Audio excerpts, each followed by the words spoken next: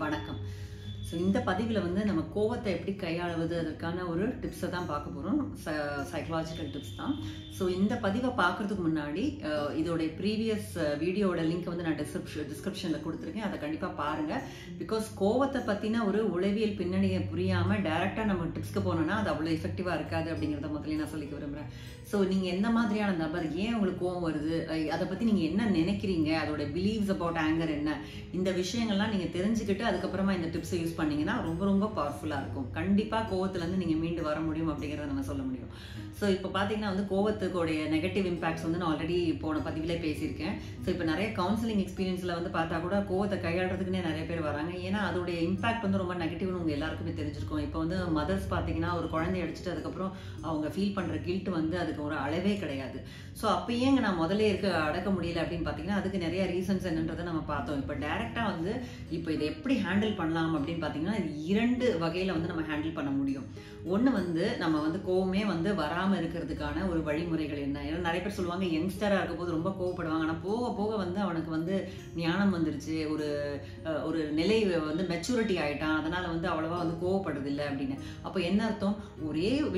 ஒரே விஷயம் தான் அது உங்களுக்கு முன்னாடி கோவத்தை வந்து ஏற்படுத்தியிருக்கு. பட் அதே விஷயம் இப்போ உங்களுக்கு அந்த அளவுக்கு கோவத்தை ஏற்படுத்தலை. ஸோ அந்த அளவுக்கு நம்ம மெச்சூர்ட் ஆகிருக்கணும். அந்த மெச்சூரிட்டியை நம்ம யங் ஏஜில் கூட கொண்டு வர முடியும் சில விஷயங்கள் உங்களுக்கு தெரிஞ்சிருந்தா.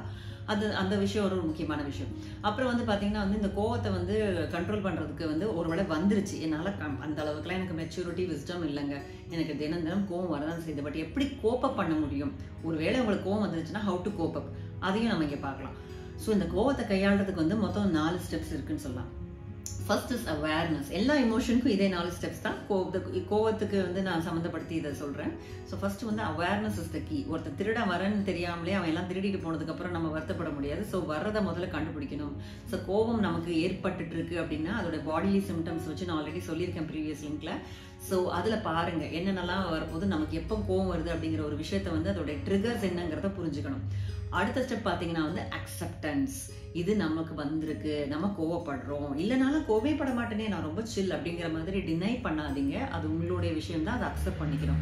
இன்னொன்று வந்து அது சரியான முறையில் வந்து வெளிப்படுத்தணும். அதுக்கு ஷோ த டைரக்ஷன் அப்படின்னு சொல்லுவோம். சில நேரங்கள் வந்து மேலதிகாரிட்டு பயங்கர கோவம் வரும். ஒரு ஸ்டூடெண்ட் ஆனால் ஒரு டீச்சரை பார்த்தா செம்ம கோவம் வரும். பட் அந்த இடத்துல வந்து அவங்களால வெளிக்காட்ட முடியாது. அந்த இடத்துல வெளிக்காட்டினா பிரச்சனை பெருசாகிடும் இல்லையா? ஸோ உடனே நான் எக்ஸ்பிரஸ் பண்ணிட்டேன், கரெக்டாக பண்ணிட்டேன்னு சொல்லி அங்கேயே கற்றுனீங்கன்னா உங்களுடைய படிப்பு நின்றுடும், வேலை போயிடும், ஒரு கல்யாணம் மாதிரி தான் அந்த வாழ்க்கை முடிஞ்சு போயிடும். ஸோ அதை எப்படி நம்ம வேற இடத்துல கரெக்டாக அதை வந்து எக்ஸ்பிரஸ் பண்ணுறது, அப்ராப்ரியேட்லி எக்ஸ்பிரஸிங் இட் அப்படிங்கிறது 4வது ஒரு ஸ்டெப்.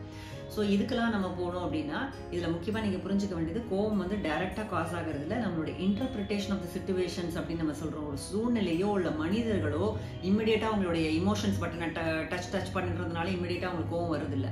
அதை நம்ம எப்படி எடுத்துக்கிறோங்கிறது ஸ்டில் உங்கள் கையில் தான் இருக்குது. ஸோ அந்த விஷயத்தை நம்ம மாற்றணும்னா உங்கள் எண்ணங்களை நம்ம மாற்றி அமைக்கணும். அது மட்டும் இல்லாமல் உங்கள் செயல்பாடுகளையும் நம்ம மாற்றி அமைக்கணும். இது ரெண்டும் மாற்றினா நம்ம கோவத்தை கையாள முடியும்னு சொல்லலாம்.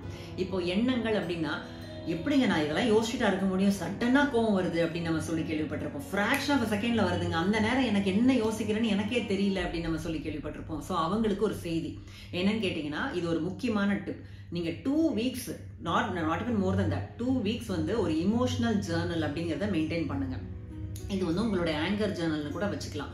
அதாவது என்ன நீங்க எழுதணும் அதுலன்னு கேட்டீங்கன்னா ஃபர்ஸ்ட் வந்து ஒரு சீரியல் நம்பர் போட்டுக்கோங்க, ஒரு தேதி போட்டுக்கோங்க, அதுக்கப்புறம் வந்து எந்த சூழ்நிலை எனக்கு கோவத்தை ஏற்படுத்திச்சு, ஓகேங்களா, அங்கே யார் யாரெல்லாம் இருந்தாங்க அந்த சூழ்நிலையை எழுதிக்கோங்க. அது மட்டும் இல்லாமல் உங்களுக்கு கோபம் வந்து எந்த அளவுக்கு வந்தது, 1லேருந்து 10னா ரொம்ப அதிகமாக கோவப்பட்டேங்க, 1னா ஓரளவுக்கு கோவப்பட்டேங்க அப்படின்னு. ஸோ அந்த நம்பரையும் போட்டுக்கோங்க. அடுத்தது அந்த கோவத்துக்கு நீங்கள் எப்படி ரெஸ்பாண்ட் பண்ணீங்க, உங்களுடைய செயல்பாடு என்ன, பிஹேவியர் என்ன அப்படிங்கிறதையும் நீங்கள் நோட் பண்ணுங்க. இதை மட்டும், இந்த சிம்பிள் மேட்டர் தான், இதை மட்டும் ஒரு 2 வாரத்துக்கு நீங்கள் மெயின்டைன் பண்ணீங்கன்னா அந்த 2 வாரத்துக்கு அப்புறம் நீங்கள் அந்த ஜேர்னலை படிக்கும்போது உங்களுக்கு தெளிவாக தெரிஞ்சிடும் உங்களுடைய இமோஷனல் ட்ரிகர்ஸ் என்ன அப்படிங்கிறது. இப்போ ஒரு சில பேர் வந்து அவங்களோட டைரியை பார்க்கும்போது திரும்ப ஒரே ஒரு விஷயம் வெவ்வேறு ஒரு உருவத்தில் வரதை பார்க்க முடியும். அதாவது அவங்க ரொம்ப ஒரு பெரிய கண்ட்ரோல் ஃப்ரீக்காக இருப்பாங்க. ஸோ அந்த விஷயம் அவங்களுக்கு நினைக்கிறாங்க, பிளான் பண்ணுறாங்க, அப்படி நடக்கலைன்னா உடனே கோவம். ஒரு சிலருக்கு வந்து வேற விதத்துக்கு கோவம் வரும். ஒருத்தருக்கு ஒவ்வொரு விதத்துல வந்து கோவம் வந்து வெளிப்படுத்தலாம். ஸோ உங்களை பற்றின ஒரு புரிதல், ஒரு பர்சனல் கிளாரிட்டி உங்களுக்கு வேணும்னா இந்த இமோஷனல் ஜேர்னல் மெயின்டைன் பண்ணீங்கன்னா தெளிவா தெரிஞ்சிடும் எங்கெங்கெல்லாம் உங்களுக்கு வந்து இமோஷனல் ட்ரிகர்ஸ் இருக்குங்கிறது. So that's a first step. Next வந்து தெரிஞ்சிச்சு இந்த சூழ்நிலையில எனக்கு கோவம் வருதுங்க அப்படின்னு தெரிஞ்சிச்சு. அப்ப என்ன பண்ணணும், அந்த சூழ்நிலை அல்ல நீங்க இருக்கும்போது இம்மீடியட்டா ஒரு மைண்ட்ஃபுல்னஸ் வந்துடணும். அதாவது awareness about your self, consciousness அப்படின்னு சொல்லுவோம். அதாவது சடனா ஒரு பல்ப் எரியிற மாதிரி இருக்கணும். ஓ அந்த சூழ்நிலையில இருக்கேன், எனக்கு கோவம் வரப்போகுது அப்படிங்கிறத நீங்க புரிஞ்சுக்கணும். அப்போ அந்த இடத்துல நம்ம கண்ட்ரோல் ஜாஸ்தியா இருக்கும், நம்ம கட்டுப்பாடுல இருப்போம். நமக்கு எந்த இடத்துல எப்படி வருதுன்னே தெரியாத பட்சத்துல நம்ம கோவம் பட்டுக்கிட்டே இருப்போம். அதையும் நம்ம ரொம்ப நாளைக்கு சேமிச்சுக்கிட்டே இருக்கும்போது ஒரு நாள் வெடிச்சிடும். ஸோ கோவத்தை அப்பப்போ வரும்போதே அதை எக்ஸ்பிரஸ் பண்ணவும் கத்துக்கணும், சரியான முறையில் எக்ஸ்பிரஸ் பண்ணவும் கத்துக்கணும். ஸோ இப்போ நான் ஏற்கனவே சொன்ன மாதிரி இப்போ வந்து நம்மளுக்கு எந்தெந்த சூழ்நிலை கோவம் வரும்போது அந்தந்த சூழ்நிலை நீங்கள் ஒரு வேளை இருந்தீங்கன்னா, ஒரு வேளை உங்களுக்கு எடுத்துக்காட்டு சொன்னால் புரியும்னு நினைக்கிறேன். ஒரு வேளை ஒரு தாய்மாராக இருந்தீங்கன்னா உங்கள் குழந்தைக்கு படிப்பு சொல்லி கொடுக்கும்போது எனக்கு ரொம்ப கோவம் வருதுங்க, கையில் இருக்க ஸ்கேல் எடுத்து நல்லா பின்னிடுறாங்க அப்படின்னு சொல்றீங்கன்னா, அப்போ நீங்கள் அந்த படிப்பு சொல்லி கொடுக்க போகும்போதே தெரிஞ்சுக்கணும், கமான் விழிப்பு நிலையில இப்போ நீ செம்மையாக கோவப்பட போற அப்படிங்கிறத நம்ம புரிஞ்சுக்கணும். அப்போ அந்த சூழ்நிலைக்கு நீங்கள் போயிடுறீங்க. அப்போ உங்களுக்கு தெரியுது கோவம் வரப்போகுது அப்படிங்கிறது. So that's a first step. So இப்போ கோவம் வருது அப்படிங்கிறத நீங்கள் உணர்றீங்க, தெரியுது, உங்களோட ஃபிசிக்கல் சிம்டம்ஸ் இருக்குது, உங்களுடைய அப்படியே ஸ்வெட் ஆகுது, கையெல்லாம் அப்படியே மடக்குறீங்க, தோல் பட்டையில் வந்து அப்படியே விருன்னு ஏறுது, இந்த மாதிரியான சிம்டம்ஸை நீங்கள் உணரும் போதே I am going to get angry, அடுத்தது நான் அவனை அடிக்க போகிறேன் அப்படிங்கிறது நம்மளுக்கு தெரியுது. அப்போ இது ரெண்டுத்துக்கும் மத்தியில் என்ன அந்த எண்ணங்கள், அந்த எண்ணங்கள் என்ன வரும் அப்படின்னு கேட்டீங்கன்னா, இவன் வேணும்னே படிக்க மாட்டேங்கிறான், நல்லா படிக்கக்கூடிய பையன் தான், வேணும்னே படிக்க மாட்டேங்கிறான், நம்ம உயிரை வேணும்னே வாங்குறாங்க அப்படின்னு நீங்க நினைக்கிறதுனால தான் அங்க கோவம் வந்து அதிக மீட்டர்ல ரீட் ஆகி அது செயல்பாடா அடியா அவங்க முதுகுல இறங்கலாம். அதே நேரத்துல உங்க எண்ணங்களை ஒரு நிமிஷம் யோசிச்சு பாஸ் அண்ட் ரிஃப்ளெக்ட் அப்படி நம்ம பண்ணும்போது என்ன ஆகும், pause and question yourself. Okay இந்த இடத்துல எனக்கு இந்த எண்ணம் வந்தது, இதான் வந்து கொஞ்சம் அட்வான்ஸ் டெக்னிக்ஸ். அது நீங்க வந்து அந்த இமோஷனல் ஜேர்னல் எழுத உங்களுக்கே புரியும், உங்களை பற்றி நிறைய புரிதல் வரும்போது நம்ம ஏன் கோவப்படுறோம், ஒருவேளை நம்ம பிள்ளைங்க பெர்ஃபெக்டா இருக்கணும்னு நம்ம எதிர்பார்க்கிறோமா, நம்மளுடைய திங்கிங்ல என்னென்ன தவறுகள் இருக்கு, இதெல்லாம் நீங்க யோசிக்கும் போது உங்களுக்கே தெளிவா தெரிஞ்சிடும். ஒரு சிலருக்கு வந்து அவங்களுடைய மெய்ட்ஸ் கரெக்டான டயத்துக்கு வரலாம் பயங்கரமா கோவமாயிடுவாங்க. ஸோ உங்களுக்கு என்ன இமோஷனல் ட்ரிகர் அப்படிங்கிறத புரிஞ்சா அந்த நேரத்தில் என்ன எண்ணம் உங்களுக்கு கிராஸ் பண்ணுறதையும் நீங்கள் எழுதி வச்சுட்டீங்கன்னா போதும்.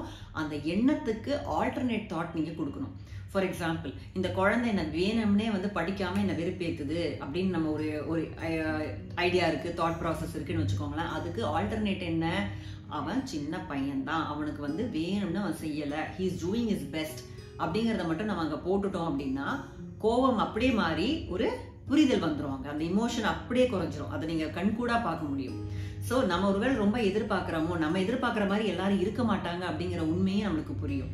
ஸோ ஒரு இடத்துல நம்ம வந்து நம்மளுடைய ஒரு மேனேஜர் சுச்சுவேஷனை வந்து நம்மளுக்கு பயங்கரமா இருக்கும், வருது, எரிச்சல் வருது, அதை நம்ம வந்து கண்ட்ரோல் பண்ண முடியலன்ற போது நம்ம மனசுல இருக்கிற தாட் என்னவா இருக்கும்னா, நான் இந்த சுச்சுவேஷன்ல கூலா தான் இருக்கணும் அப்படிங்கிறத பல தடவை நீங்க வந்து ஒரு 5 to 10 டைம்ஸ் அந்த இடத்துல பாசிட்டிவ் தாட்டா ஒரு ஆல்டர்னேட்டா நம்ம சொல்லிக்கிட்டே இருக்கணும். அது மட்டும் இல்லாம மனிதர்கள் நம்ம நினைக்கிற மாதிரி எல்லா நேரமும் நடந்துக்க மாட்டாங்க அப்படிங்கிற ஒரு புரிதலை திரும்ப திரும்ப திரும்ப நம்ம 50-100 தடவை மனசுக்குள்ள சொல்லிக்கிட்டே இருக்க அதாவது what ever is your emotional trigger, அதுக்கு ஆப்போசிட்டான எண்ணங்களை திரும்ப திரும்ப திரும்ப நம்ம மைண்டுக்கு பயிற்சி பண்ணிக்கிட்டே இருக்க அந்த நிமிஷத்துக்கு வந்து உங்க இன்டர்பிரிட்டேஷன் வந்து சரியா இருக்கிற பட்சத்துல உங்களுக்கு கோபம் வராது, உடனே தணிந்து விடும். அது ஒரு அருமையான ஒரு டெக்னிக், அதை நீங்க இம்ப்ளிமெண்ட் பண்ணி பார்த்தா தான் உங்களுக்கு தெரியும். ஸோ அந்த டெக்னிக்கில் நீங்க வின் பண்ணீங்கன்னா உங்க கோபம் அப்படியே குறைஞ்சி வேற எமோஷன் பாசிட்டிவா வரதை நீங்க உணர்வீங்க. அப்போ உங்களுக்கு உங்க மேல கான்ஃபிடன்ஸ் வரும், அடப்பா இவ்வளோ பெரிய கோவம் வரதை நம்ம வந்து வின் பண்ணிட்டோம், ஐம் கான்ஃபிடென்ட்னு. ஆனா என்ன பண்ணாலும் சில நேரம் நம்ம ஸ்ட்ரெஸ் ரொம்ப அதிகமா இருக்குன்னு வச்சுக்கோங்களேன், வீட்டுல வேலை எக்கச்சக்கம், அங்கிருந்து ப்ரெஷர் இங்கிருந்து ப்ரெஷர் போது இந்த எல்லா டெக்னிக்கும் காலி ஆயிடும், நம்ம இம்மீடியட்டா ரியாக்ட் பண்ணுவோம். ஸோ முக்கியமா வந்து கோவம் வரக்கூடாதுன்னு நினைச்சீங்கன்னா உங்க லைஃப் ஸ்டைல் ப்ராக்டிசஸ் ஒழுங்கா இருக்கணும், உங்களுடைய தூக்கம் 6 to 8 மணி நேரம் இருக்கணும், சரியான நேரத்துக்கு வந்து உணவு எடுத்துக்கணும், அது மட்டும் இல்லாம மிதமான உடற்பயிற்சி இருக்கணும்.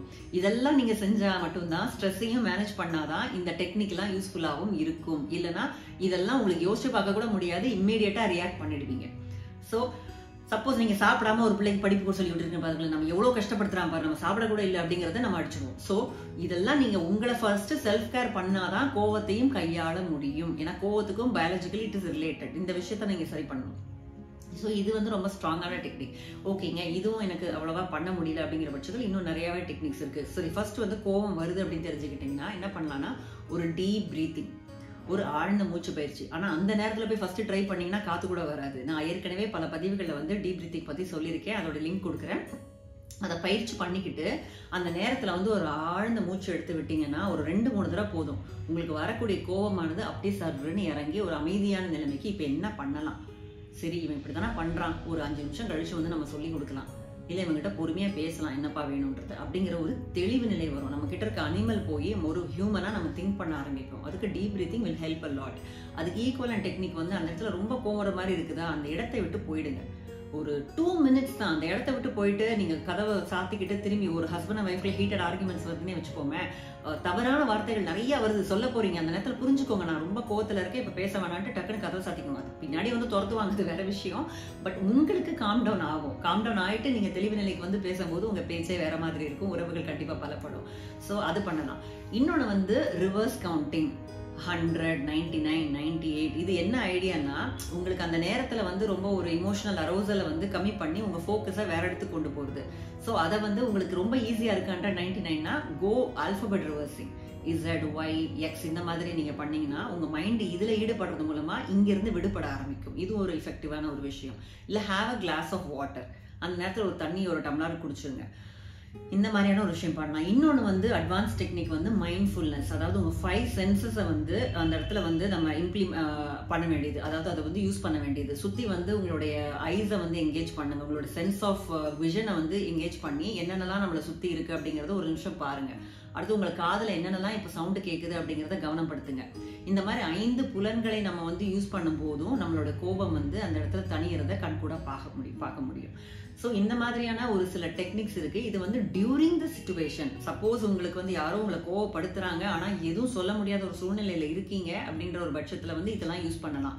சில நேரம் நம்ம கோவத்தில் வந்தவொடனே வாயில வந்ததெல்லாம் சொல்லணும் தான் தோணும். பட் வந்து உங்களுடைய ஆக்ஷன் வந்து ரொம்ப இம்பார்ட்டன்ட். ரியாக்ஷன் வேண்டாம், ரெஸ்பான்ஸ் வேணும். அப்போ நம்ம கேட்டுக்க வேண்டிய கேள்வி என்னன்னா, இந்த இடத்துல இந்த பதில் வந்து தேவையா, இது வந்து நம்ம ஓவர் ரியாக்ட் பண்றோமா, நம்மளோட செயல்பாடுகள் வந்து இந்த சூழ்நிலைக்கு சரியானதா இருக்கா இல்ல ஓவர் ரியாக்ஷனா இருக்கா. இப்போ வந்து ஒரு குழந்தை படிக்கல அப்படின்னா அதுக்கு நம்ம வந்து நார்மலா அதுக்கு வந்து எடுத்து சொல்லலாம், டிசிப்ளின் பண்ணலாம். ஆனா அதே இது கையில ஸ்கேல் எடுத்து 10 தடவை அடிக்கிறதுங்கிறது வந்து ஓவர் ரியாக்ஷன் தான். ஒரு பிரச்சனை வந்து ஒரு மனைவி ஒரு தவறான ஒரு விஷயம் உங்களை பத்தி சொல்லிட்டாங்க அப்படிங்கிறதுக்காக வந்து கையில இருக்க செல்போனை தூக்கி போடுறது வந்து it's over proportionate, disproportionate to the situation or stimulus தான் அர்த்தம். அப்போ நீங்க வேற ஏதோ பிரச்சனையில இருக்கீங்க அப்படிங்கறத புரிஞ்சுக்கணும். உங்களுக்கு வேற ஏதோ ஒரு ரீசன்னால அதிகமா கோவம் வருது அப்படிங்கறத நீங்க புரிஞ்சுக்கணும். ஸோ அந்த பிஹேவியர்ல தவறு இருக்கும்போது, செயல்பாடுகள் வந்து அதிகமா இருக்கும்போது இது நம்மளுக்கு ஹெல்ப் பண்ணுதா ஹர்ட் பண்ணுதா அப்படின்னு நீங்க பார்க்கணும். உங்களோட பிஹேவியர் எனி ஆங்கர் சிச்சுவேஷன்ல அந்த ஜேர்னல்ல பாத்தீங்கன்னா தெரிஞ்சிடும்.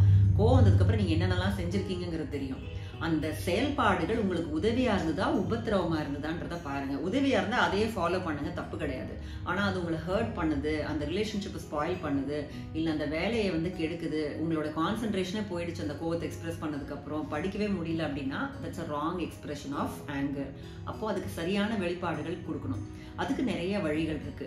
டைரக்டா உங்களால பேச முடியல, அசர்ட்டிவ் கம்யூனிகேஷன் சொல்லுவோம். ஒருத்தங்க கிட்ட டைரக்டா நீங்க பேசின வார்த்தைகள் என்ன ரொம்ப காயப்படுத்துது, நீங்க கொஞ்சம் தன்மையா பேசினா நல்லா இருக்கும் அப்படிங்கிறது வந்து ஒரு அசர்ட்டிவ் கம்யூனிகேஷன். அங்கே சொன்னீங்கன்னா உங்க கோவம் கரெக்டா வந்து எக்ஸ்பிரஸ் ஆகி ரொம்ப குட்டா ஃபீல் பண்ணுவீங்க. அதுக்கு அசர்ட்டிவ்னஸ் ரொம்ப முக்கியம். அப்படி இல்லாதவர்கள் என்ன பண்ணலாம்னா இன்டைரக்ட் எக்ஸ்பிரஷன் ஆஃப் ஆங்கர் அப்படின்னு ஒரு டெக்னிக் இருக்கு.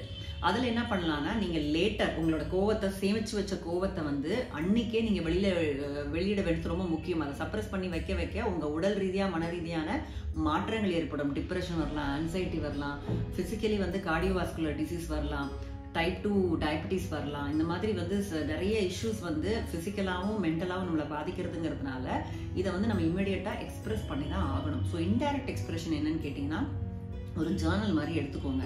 அதுல எழுதுங்க, I felt so and so way. இன்னைக்கு இவங்க இப்படி சொல்லும் போது நான் ரொம்ப அவமானமா ஃபீல் பண்ணேன், எனக்கு ரொம்ப கோவம் வந்தது. இந்த மாதிரி விஷயத்த நீங்க எக்ஸ்பிரஸ் பண்ணி எழுதும் போது உங்களோட கெத்தார்சிஸ்ன்ற மெத்தட்ல கோவம் வெளியில வந்துடும்.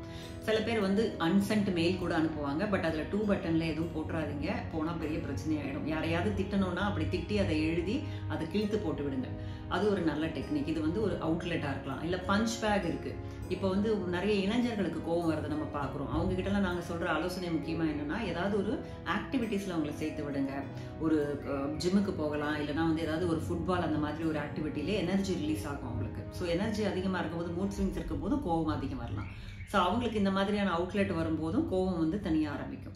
ஸோ இப்போ வந்து இதுவும் ஒரு expression of indirect expression of anger. இப்படியும் கோவம் வந்து வெளியில வந்துடும். ஸோ பிஹேவியர்லையும் நம்ம கோவத்தை தடுக்கலாம், திங்கிங்லையும் நம்ம கோவத்தை வந்து கண்ட்ரோல் பண்ண முடியும். இந்த 2 டெக்னிக்கும் நம்ம ஃபாலோ பண்ணும்போது ஒவ்வொரு இன்ஸ்டன்ஸ்லயும் நீங்க கோவத்தை கண்ட்ரோல் பண்ணி அது உங்க கண்ட்ரோல்ல நீங்க எடுத்துக்கும் போது உங்களுக்கு தன்னம்பிக்கை அதிகரிக்க ஆரம்பிக்கும். என்னுடைய கோவத்தை நான் கண்ட்ரோல் பண்ண முடியுது, அதுக்கு நான் வெல் ரெஸ்டடா இருக்கணும், நல்லா சாப்பிட்டுருக்கணும், நல்லா நான் வெல் ரெஸ்டடா நல்லா தூங்கி இருக்கணும், இந்த மாதிரி ஒரு விஷயம் இருந்தது. ஸ்ட்ரெஸ் ஹேண்டில் பண்ணும்போது என்னால கோவத்தை நல்லாவே சமாளிக்க முடியுது. குட் மூட்ல இருக்கும்போது நீங்க எவ்வளவு அழகா சமாளிக்கிறீங்க, பேட் மூட்ல இருக்கும்போது சமாளிக்க முடியாது. ஸோ குட் மூட்ல எல்லா நேரம் இருக்க முடியலனாலும் நம்மளுடைய heightening your consciousness will help you to handle the situation. So அந்த சுச்சுவேஷன்ல எப்படி இருக்குது அப்படிங்கிறது உங்களோட தாட் ப்ராசஸ். இது ரொம்ப ரூட் ஆஃப் ஆங்கர் மேனேஜ்மெண்ட் நான் உங்ககிட்ட பகிர்ந்துக்கிறது. இதை மட்டும் நீங்க சரியா கத்துக்கிட்டு செஞ்சுட்டீங்கன்னா, உங்களே புரிஞ்சுக்கிட்டு அதோட டெக்னிக்ஸை நீங்க ஃபாலோ பண்ணீங்கன்னா கண்டிப்பா கோபம் வந்து ஒரு அருமையான இமோஷன். ஆனா அது உங்களை வந்து கையாளாம நீங்க அதை கையாள முடியும். ஸோ இந்த பதிவில் வந்து கோவத்தை கையாளுறதுக்கான ஒரு இம்பார்ட்டன்ட் ப்ராக்டிக்கல் டிப்ஸை வந்து உங்களுக்கு புரிஞ்சிருக்கும்னு நான் நினைக்கிறேன். ஸோ ஏதாவது டவுட்ஸ் இருந்தாலும் கமெண்ட்ஸில் தெரிவிங்க. இந்த வீடியோ வந்து கண்டிப்பாக ஷேர் பண்ணுங்கள். பிகாஸ் கோவம் அப்படிங்கிறது வந்து நிறைய நெகட்டிவ் இம்பாக்ட்ஸ் கிரியேட் பண்ணுறதோட நம்ம ஃபிசிக்கல் அண்ட் மென்டல் ஹெல்த்தையும் நிறையவே பாதிக்குது. அது மட்டும் இல்லாமல் இது வந்து நிறைய பேருக்கு இந்த இஷ்யூஸ் இருக்குது. Anger issues are becoming very common nowadays. So இதை நீங்கள் பகிர்றது மூலமாக நிறைய பேருக்கு வந்து ஒரு அருமையான ஒரு மருந்தாக இருக்கும் அப்படின்னு நான் நினைக்கிறேன். ஸோ இந்த சேனலை நீங்கள் யாராவது சப்ஸ்கிரைப் பண்ணலன்னா கண்டிப்பாக சப்ஸ்கிரைப் பண்ணுங்கள். இன்னொரு பதிவில் உங்களெல்லாம் நான் மீட் பண்ணுறேன். நன்றி, வணக்கம்.